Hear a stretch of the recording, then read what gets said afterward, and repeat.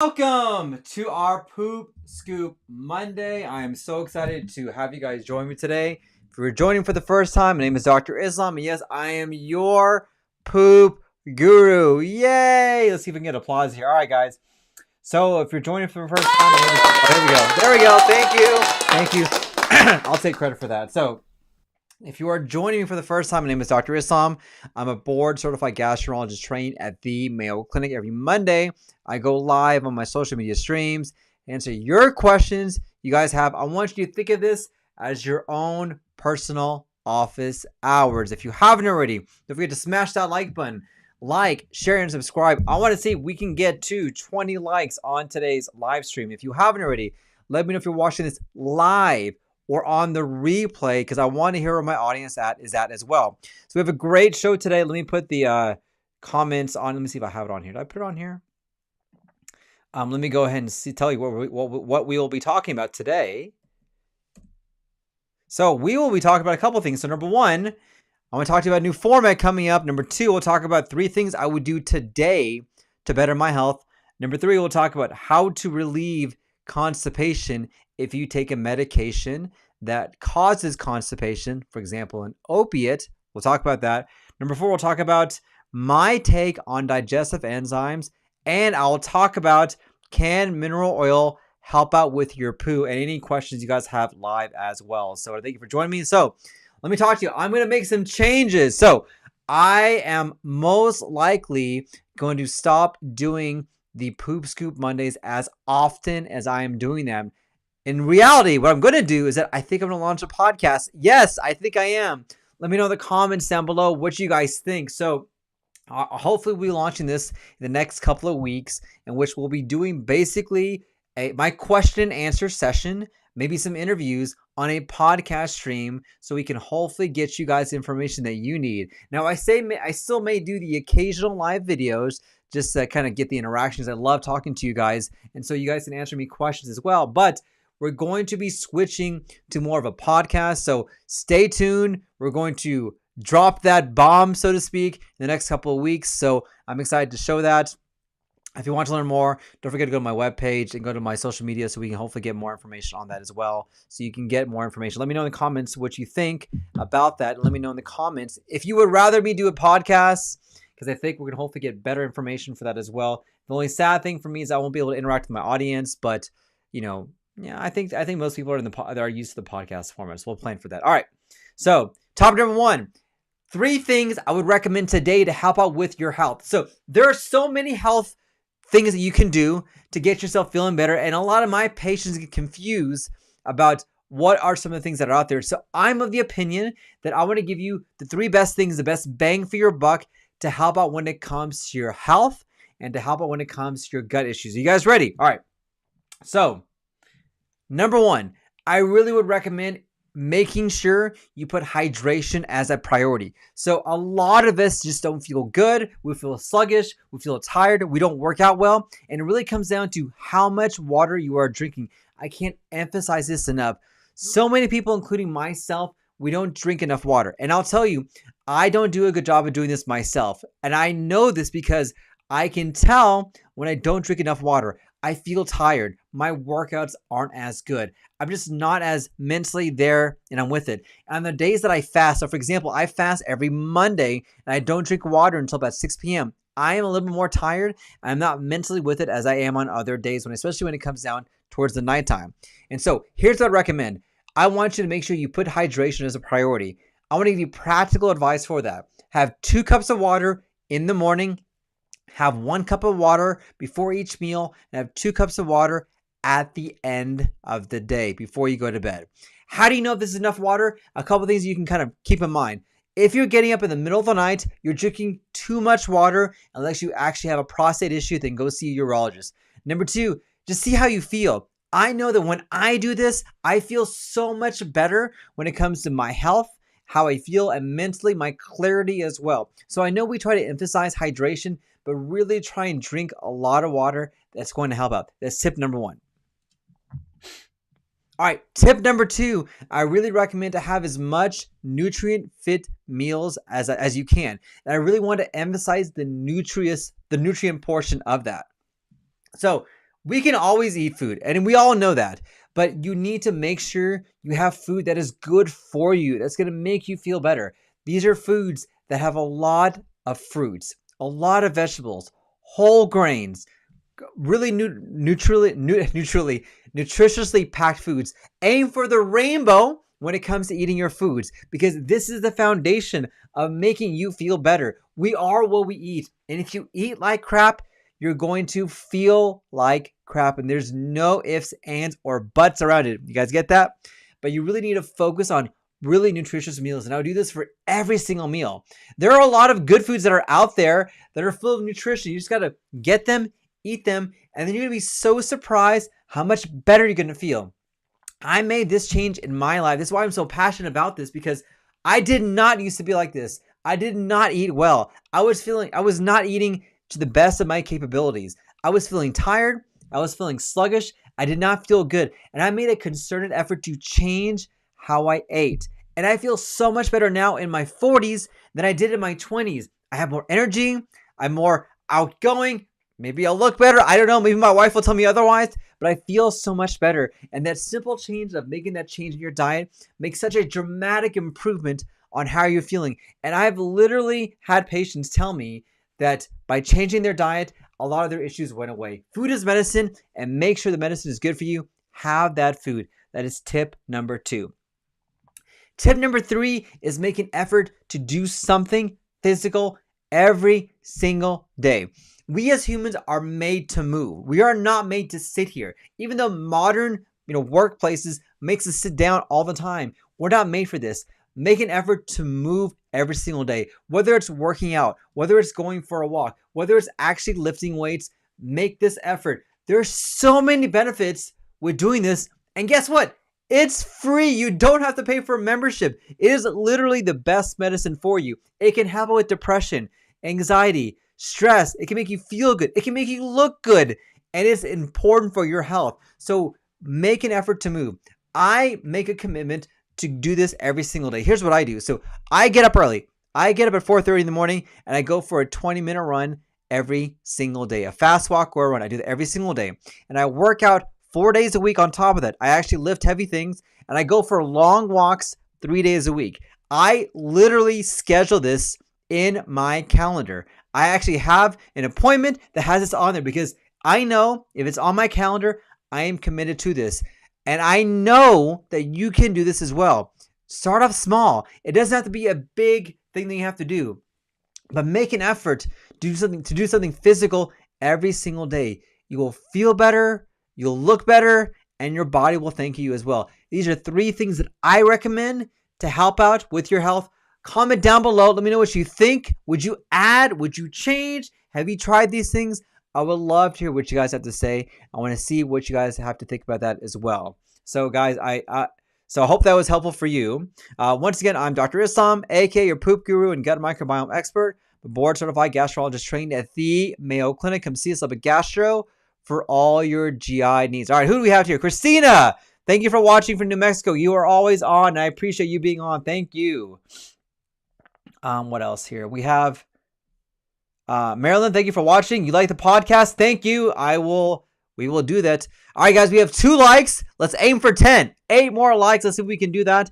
Let me know if you're watching this live on the replay, and also let me know where you guys are watching this at as well. All right, topic number 2.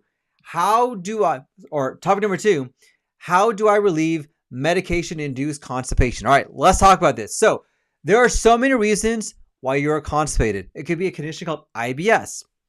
It could be a problem with the contraction of your gut. It could be what you're eating. But often it is the medications that you're taking that can make you constipated.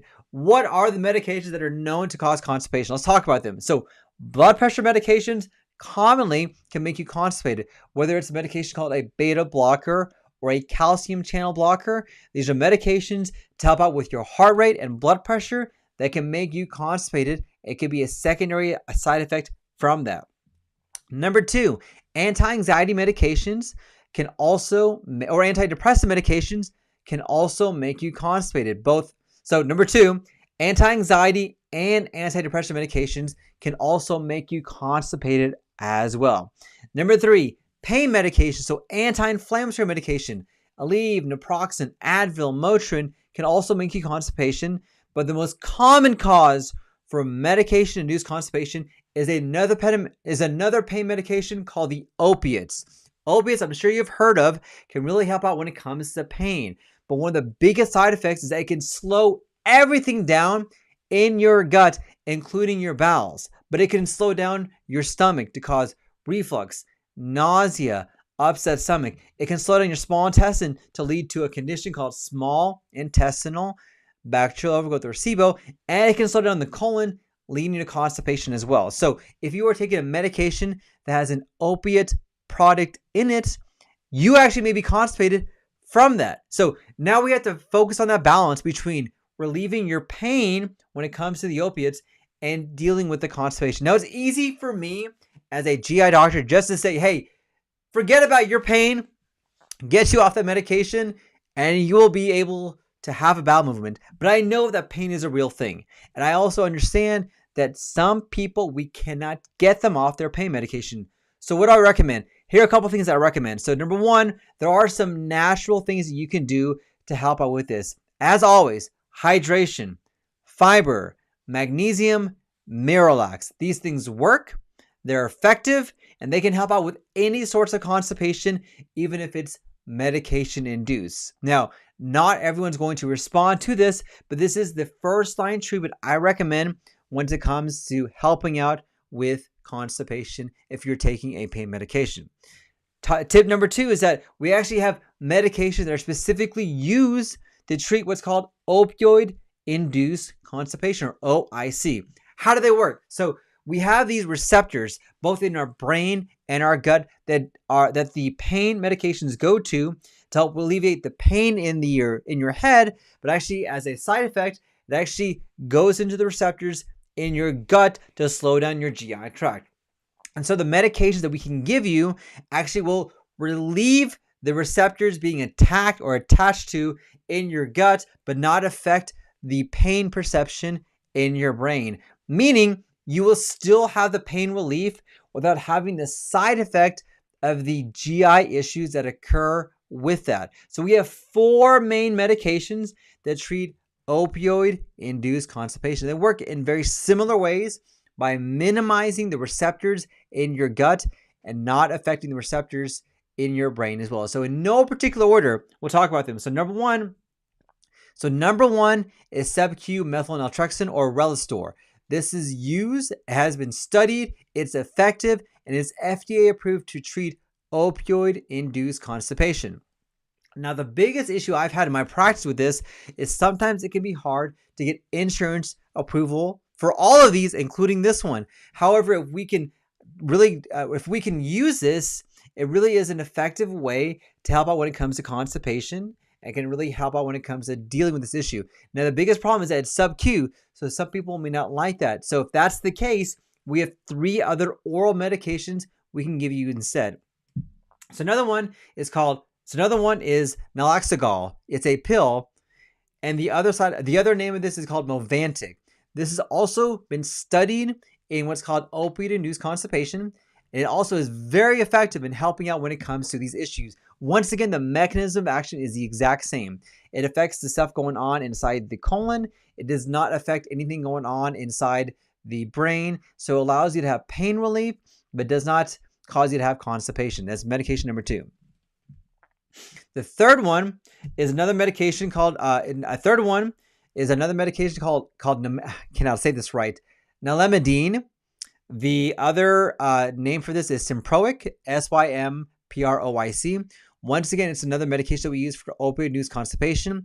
And then lastly, another medication we can use is a medication called lubiprostone, or Linzess, which is also very effective for both IBS-C, but also for opioid-induced constipation as well. So if you're taking a pain medication, especially an opiate, these may be options for you to relieve your constipation side effect, but to allow you to have the pain relief that you want to get with these pain medications as well. So let me know in the comments down below, do you suffer from this? Is this a problem that you had? And have you tried these medications to see if it's helped out? Because if it has, they're FDA approved, they work, and they're very effective to help out when it comes to bowel issues as well. All right, let's go through some of the questions here. All right, here. So, Maryland, British Columbia. All right, so far you are the winner for the furthest place so far. Let me see if I can put this up here in the middle here. Let me expand this. BC, all right, good job, Maryland.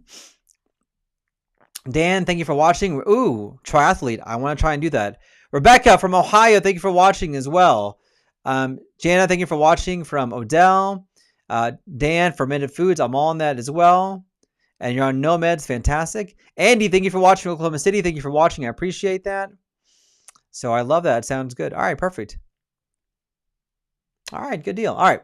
So let's go into another second topic. Once again, I'm Dr. Islam here, aka your poop guru and gut microbiome expert. I'm a board certified gastroenterologist trained at the Mayo Clinic. Come see me, Olympic Gastro, for all your GI needs. Let me know if you're watching this live or on the replay, and also where you guys are watching this at as well. All right, next topic, my take on digestive enzymes. So I have a lot of videos on digestive enzymes, and they're very effective in the right individual. So question number one, when it comes to this, do you actually even need to be on a digestive enzyme? So not everyone needs to be on a digestive enzyme. You might, if you're having issues when you're eating certain foods and you notice you're having GI symptoms, whether it's bloating, pain, diarrhea, constipation, this could be a sign that you're having a deficiency in certain enzymes. And if that's the case, you may want to consider being on a digestive enzyme. If you have a wide variety of foods and you're still having issues and you have a lot of variety of plants and vegetables, that also may be a sign you could be needing a digestive enzyme. Or you want to try and see if you make sure how you feel when you take one, you feel better, that actually may be a sign that you need a digestive enzyme as well. Now, I don't personally take a digestive enzyme because I don't have a lot of issues, but I do have a lot of patients of mine that do take certain digestive enzymes because they have the inability to digest dairy, digest fats, or they have some sort of medical condition that necessitates for them to be on a digestive enzyme, whether it's a pancreas issue or they have some sort of missing enzyme as well. Now, we have digestive enzymes normally inside our body. So we have the pancreas that can produce some of the enzymes that are used to help break down fats, proteins, and carbohydrates. We have bile that can do the same thing as well. We have other things that are secreted inside the gut to help out with that. So my take is that if you're having gut issues, you may want to consider trying a couple of digestive enzymes to see how you do. Do it as a clinical trial. The most common enzyme that you're going to be deficient in is dairy. So a lot of people, including myself, I didn't really realize until this didn't happen to me until later on, until I got older, that I actually lost the capabilities to digest dairy. I couldn't do it anymore. And so because of that, I had to take a lactate pill to help out when it comes to metabolizing that particular food. And so I take lactate pills, or I take lactose-free milk to help out with that. It's a very common digestive enzyme that I became deficient in. Now, if you're not one of those that wants to take a supplement like that, or you want to try and do what you can naturally to get the best digestive enzymes that are out there, there are a couple of foods that are packed full of digestive enzymes that you actually may want to consider having. So, food number one are pineapples. Pineapples are packed with digestive enzymes, minerals, and vitamins to give you the nutrition that you need to hopefully allow you to have the digestion that you need. It's number one. Number two are mangoes. Mangoes are fantastic. I love mangoes. They're great. They're also packed full of digestive enzymes, including lipase, amylase, which are natural digestive enzymes to help break down fats. Number three are bananas. Bananas also have their own natural digestive enzymes to allow you to break down the foods that you need, to allow you to eat what you want, and hopefully give you the supplementation that you need as well.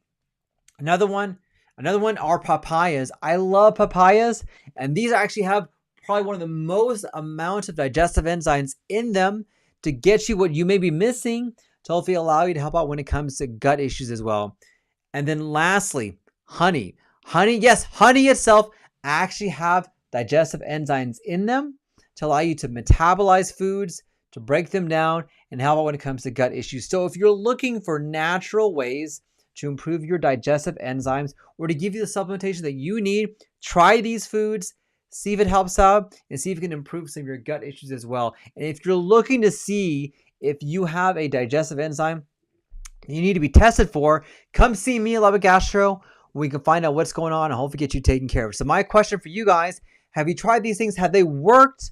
What have you noticed? And what has changed? Comment down below. I would love to hear what you guys have to say on that as well. All right. If you're joining for the first time, my name is Dr. Islam. Yes, I am your poop guru. My passion is to give you guys the best tricks and tips to help out with your life.